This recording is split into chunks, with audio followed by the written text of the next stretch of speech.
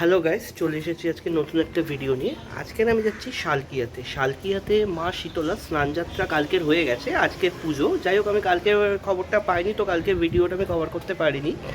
তো আজকেরই যাব, গিয়ে মায়ের দর্শন তো আমাদের করাবো।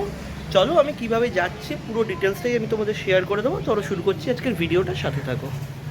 বন্ধুরা, আমি এই মুহূর্তে শালকিয়া এসে উপস্থিত হয়েছি। আমি যেহেতু বেহালায় থাকি, তো আমি হাওড়া এবং হাওড়া থেকে শালকিয়ার বাস ধরে এসেছি। তোমরা অনেকে আইডিটলা থেকে বাঁধাঘাটের ফেরি ধরে তোমরা এখানে আসতে পারো। তো তোমাদের দুটো রাস্তাই আমি বলে দিলাম, তো দুটোই সুবিধা হবে। তো আমরা এখন চলেছি হাওড়া শালকিয়ার 250 বছরের পুরনো বড় শীতলা মায়ের দর্শন করতে। তো প্রত্যেক বছরই মাঘী পূর্ণিমার দিন মায়ের এখানে স্নানযাত্রা হয়, যেটা কালকের হয়ে গেছে। মাকে পালকিতে করে মন্দিরের বাইরে নিয়ে গিয়ে বাঁধাঘাটের যে গঙ্গা আছে সেখানে মাকে স্নান করিয়ে আবার মন্দিরে এনে পুজো করা হয়। তো কালকের বিশাল বড় শোভাযাত্রা বেরিয়েছিল। তো যেহেতু আমি কালকের খবরটা পাইনি, তো আজকের আমি এসেছি। তো আজকেরও মায়ের এখানে পুজো হবে, তো সেই পুজোটাই তোমাদের দেখাবো। আর দেখো, প্রচুর ভক্ত এসেছে, প্রচুর মানুষও এসেছে আজকে মায়ের দর্শন করতে।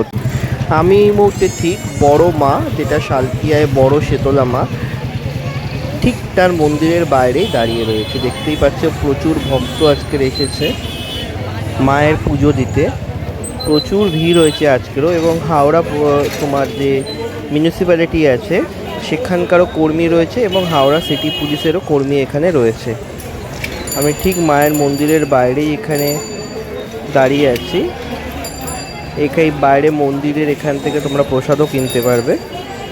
এখান থেকে প্রসাদ কিনে মায়ের উদ্দেশ্যে পুজো নিবেদন করতে পারবে। দেখো, এখান থেকে দেখা যাচ্ছে যেহেতু এখনও পূর্ণিমা রয়েছে, তো ভেতরে মায়ের পুজো চলছে, দেখতেই পাচ্ছ। আর মায়ের পুজো উপলক্ষে মন্দিরটাকেও কিন্তু খুব সুন্দরভাবে এখানে সাজানো হয়েছে। মায়ের এই মন্দিরে শুধু হাওড়া জেলা নয়, এবং পুরো পশ্চিমবঙ্গ তথা অনেক বাইরে থেকেও প্রচুর ভক্ত আসে এখানে মায়ের দর্শন করতে। মা খুবই জাগ্রত এখানকার। দেখতেই পাচ্ছ যে প্রচুর মানুষ এসেছে মায়ের পুজো দিতে আজকে। আর এখানে মায়ের উদ্দেশ্যে বলিও নিবেদন করা হয়। আর কিছুক্ষণ পরে সেই এখানে বলি শুরু হবে। তার আগে মায়ের যে পুজো আছে সেটা সম্পন্ন চলছে। এই পুজো সম্পন্ন হয়ে গেলেই তারপরে বলি এখানে আরম্ভ হবে। খুবই সুন্দর লাগছে এখান থেকে দৃশ্যটা দেখতে।